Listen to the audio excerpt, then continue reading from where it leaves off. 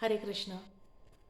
Today I'll be talking on the need to avoid prajalpa in all circumstances.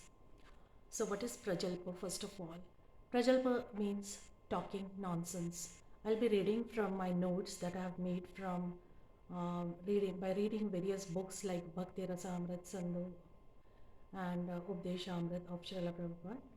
So, we assemble and go on talking for nothing, neither for this life, neither for that life. We should not talk. Suppose if we are gaining something materially, we may go on talking. Or if you are gaining something spiritually, we may talk. But if there is no gain, simply wasting time, that should not be done.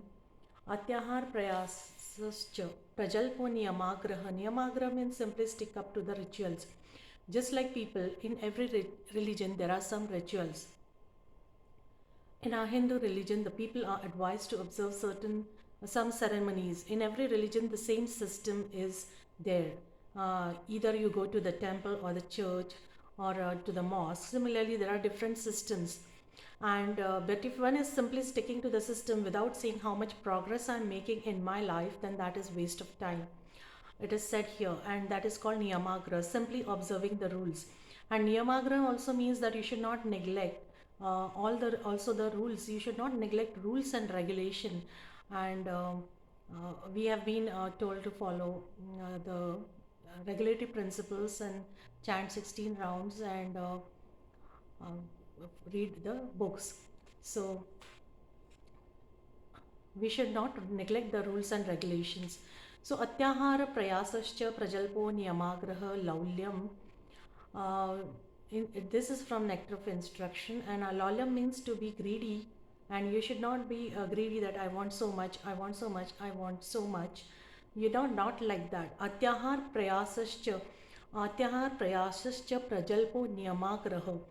Laulyam and Jana-saṅgaś. Jana-saṅgaś means the person who is not interested in spiritual matter. We should not associate with them. This should be like these are the six things which they retrograde the progress of spiritual life, and other things are there. There are many other things, but if we understand the need to avoid prajalpa and try practicing remaining silent and provoking times, then it will be really helpful to all of us, those who are on this walking on the spiritual path. And Srila Prabhupada has also mentioned in one of his letters to his disciple about what effect does a prajalpa have on the spiritual progress of practitioner.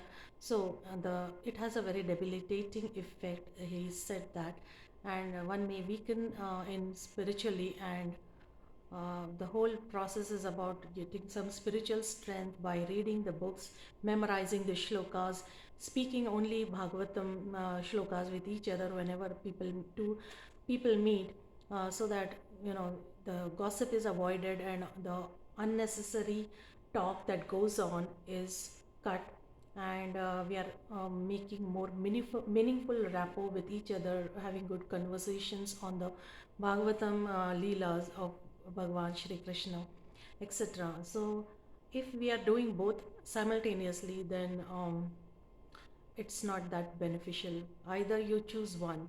If you want to do prajalpa, then do prajalpa and sit in aside. Don't go to the spiritual area with both sides. You have to choose one of it. So it's better that we try understanding the importance of reducing this unnecessary talk, which is just gramya katha, as is said, gossiping. So we must avoid gossiping in all conditions, and not and not speak anything meaningless. And by with practice only this is going to happen, and you'll see, you'll make how far you have come after practicing, and you will see that today I practiced to reduce the prajalpa, and I did succeed till the evening, and I made 10 unnecessary talks. But today, as I practiced, I saw that they were all not at all necessary, not even one of them. And like this,